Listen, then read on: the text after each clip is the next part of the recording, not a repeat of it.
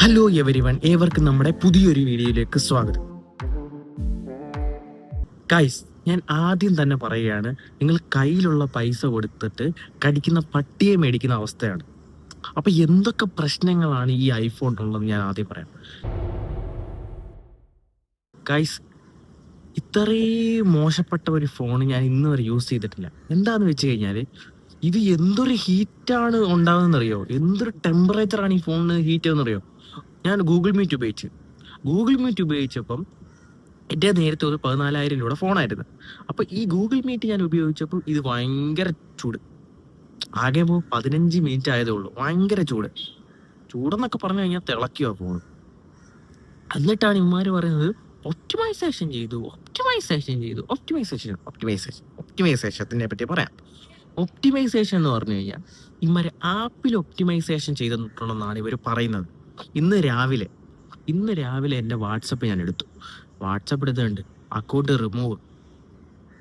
എൻ്റെ ഫോണിൽ എൻ്റെ ഫോൺ നമ്പർ വെച്ചിട്ടുള്ള വാട്സപ്പ് ഞാൻ ഈ ആപ്പിൾ ഫോണിൽ ഞാൻ ലോഗിൻ ചെയ്തിട്ടുണ്ടായിരുന്നു. രാവിലെ എണ്ണിച്ചപ്പം വാട്സപ്പ് പോയി, റിമൂവ് ആയി കിടക്കുന്നു. പോട്ടെ, ഞാൻ സൈറ്റ് കുഴപ്പമില്ലെന്ന് വിചാരിച്ചു.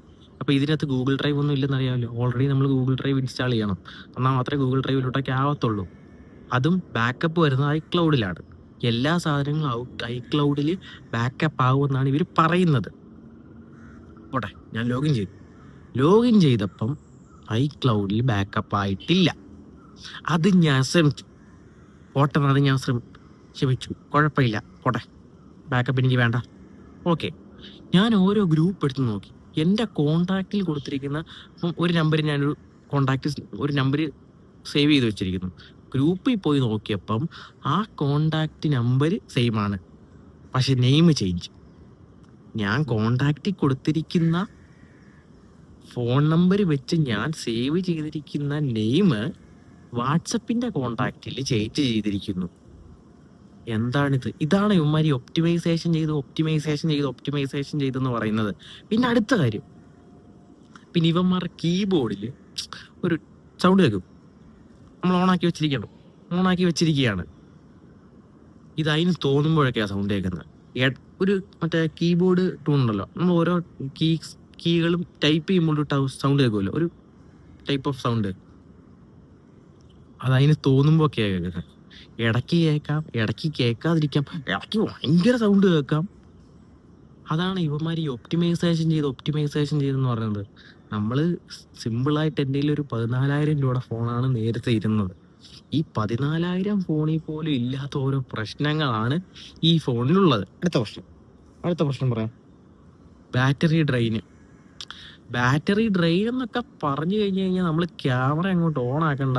ഇത് ഓൾറെഡി ഒരു തേങ്ങ മാങ്ങ പോലും ഈ ആപ്പിൾ ഫോണിലില്ല. ആകെ ഉള്ള ഒപ്റ്റിമൈസേഷൻ ഇവന്മാർ ചെയ്തിരിക്കുന്നത്, നമ്മൾ റീല് സ്ക്രോൾ ചെയ്യുമ്പോൾ പടയെന്ന് മൂവ് ചെയ്യും. ആ ഒറ്റ സാധനമാണ് ഇവന്മാർ ഇതിനകത്ത് ചെയ്തു വെച്ചിരിക്കുന്നത്. വേറെ ഒരു തേങ്ങ കൊല ഇവന്മാർ ഇതിനകത്ത് ചെയ്തിട്ടില്ല. ബാറ്ററി ഡ്രെയിൻ ഒന്നും പറയണ്ട. ഒരു വീഡിയോ എടുത്തു കഴിയുമ്പോൾ ഉള്ള എല്ലാം കൂടെ പോകും. പിന്നെ ഇവന്മാർ വലിയ കാര്യത്തിൽ 80% ബാറ്ററിയെ നമ്മളെ ഫാനിൽ ചാർജ് ചെയ്യാൻ പാടുള്ളൂ. അപ്പം അതുകൊണ്ട് ഇവന്മാരൊരു ഭയങ്കര ഫീച്ചർ കൊണ്ടുവന്നിരിക്കുകയാണ്.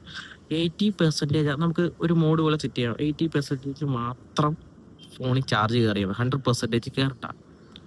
ഇത് ഓണാക്കാത്തതും വെറുതെ. 80% ഒക്കെ നമ്മൾ ഓണാക്കിയിട്ടാൽ അതിന് തോന്നുന്നത് ചിലപ്പോൾ 100 ഒക്കെ കയറും.